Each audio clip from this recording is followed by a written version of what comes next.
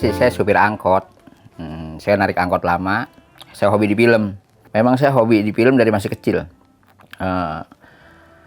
Waktu saya sekolah, dimanapun ada film itu saya pasti nonton. Jalan sama teman tambah rame. Ada 4-5 orang kita jalan kaki. Kita samperin tuh layar tancap. Memang saya hobi dari masih kecil. Nah lama-kelamaan jadi saya sering nonton. Jadi saya tertarik tuh sama film sama layar tancap. Saya pikirkan daripada kita nonton terus, apa salahnya saya beli alat gitu. Saya beli alat 16 mili tahun 2003. Nah di 2004 saya beli proyektor 35 mili. Saya nggak punya film itu di 2004. Akhirnya saya beli filmnya di tahun 2005. Beli roller filmnya. Alhamdulillah sudah terkumpul sekarang sebanyak ini gitu Pak. Saya kumpulin film, beli film awal mulanya di tahun 2005. Ada beberapa judul film, 2-3 judul saya beli dari teman ke teman, dapat info lagi, saya beli lagi. Cara mendapatkan seperti itu. Kurang lebih sekarang film kalau kumpul semua, kalau ada semua ya sekitar 450 judul film itu kurang lebih. Teman-teman film udah banyak tahu, di tempat saya banyak film, akhirnya timbul saya ngerentalin jadinya. Teman-teman pada pinjam, pada sewa ke film saya, ke tempat saya begitu.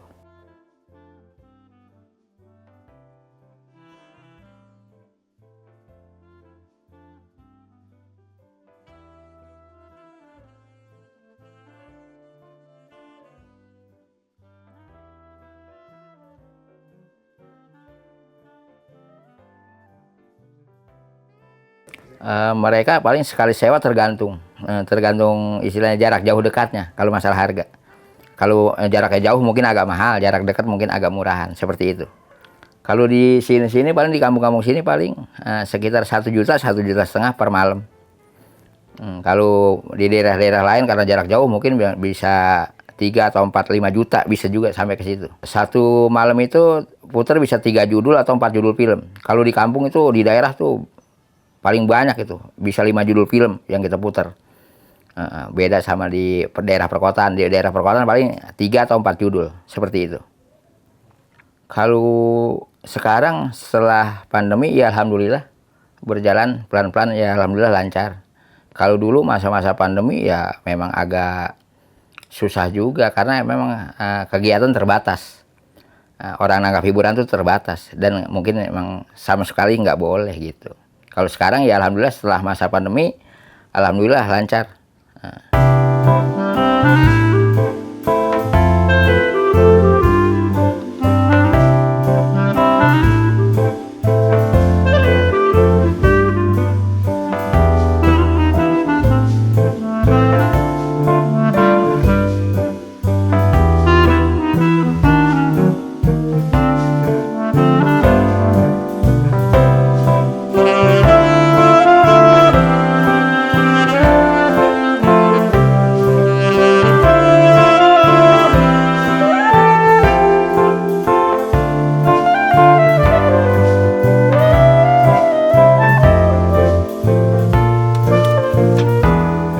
Kalau proyektor sih ini produksi Cina.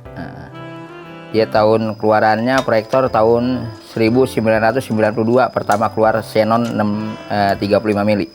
Kalau proyektor paling kita 2-3 kali tayang, paling kita cek oli mesinnya. Kalau memang sudah habis ya kita ganti, kita tambah atau kita ganti baru. Kalau memang ya ada penbel luar, penbel dalam itu kita periksa juga.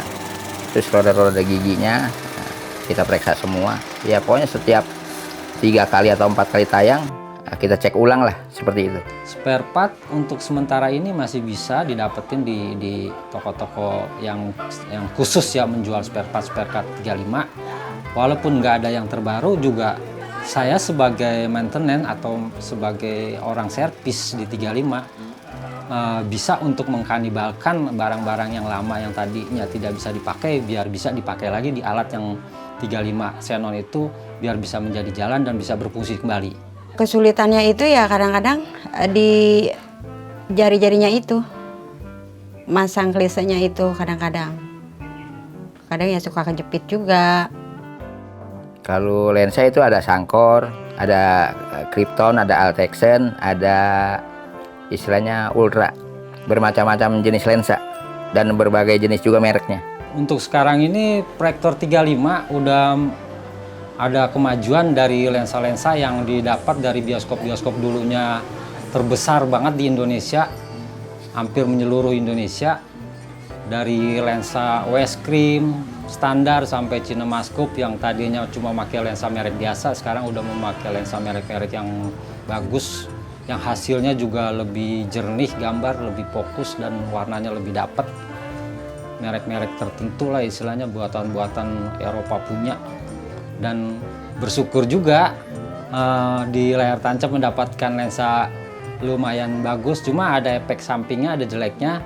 Semenjak bioskop ternama nggak pakai jenis roll atau jenis 35 mili yang dibikin ke era digital, film-film yang nggak bisa dapat terbaru sekarang ini.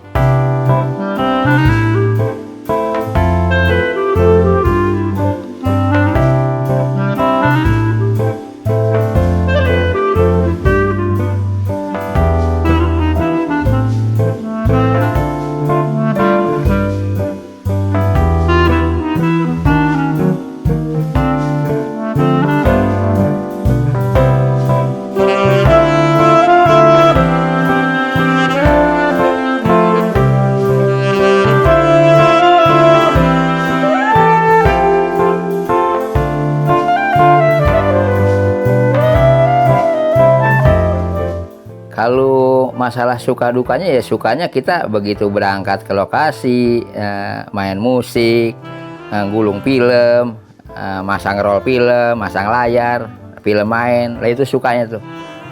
Kalau dukanya begitu ke lokasi, mobilnya nggak bisa masuk, otomatis kita gotongin. Begitu film main, angin kenceng, layarnya rubuh, bambunya patah, nah itu dukanya saya di layar tancap.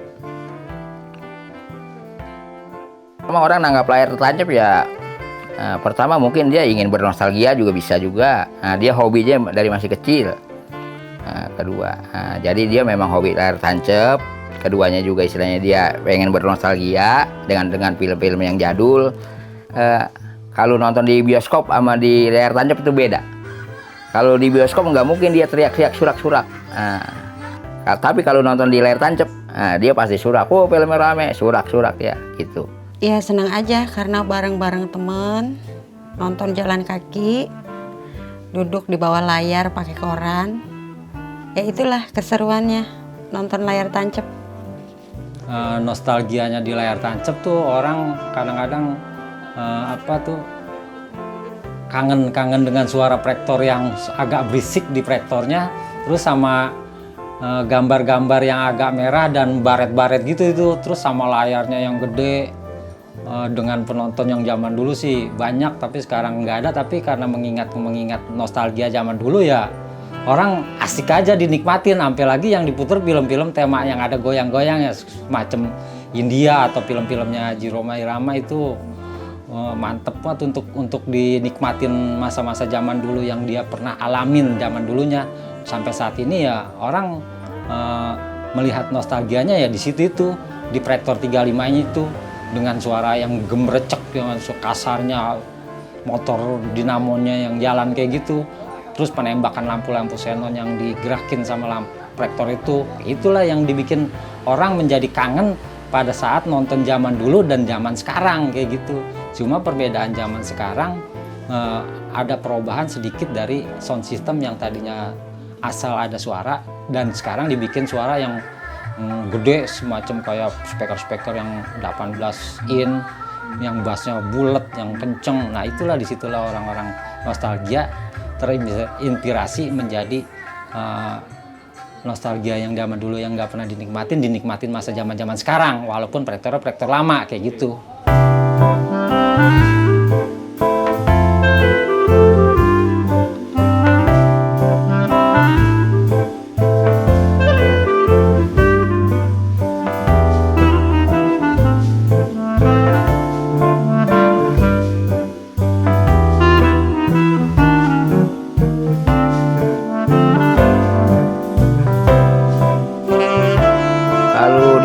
perkotaan ya mungkin mereka hobinya film-film jadul juga ada, terus Bollywood atau film barat atau film Mandarin. Nah kalau kita muter di daerah-daerah, di kampung-kampung, di daerah itu ya seperti film-film silat jadul, seperti film Barry Prima, film komedinya film Dono, terus film silatnya film apa namanya, film musikalnya film Roma.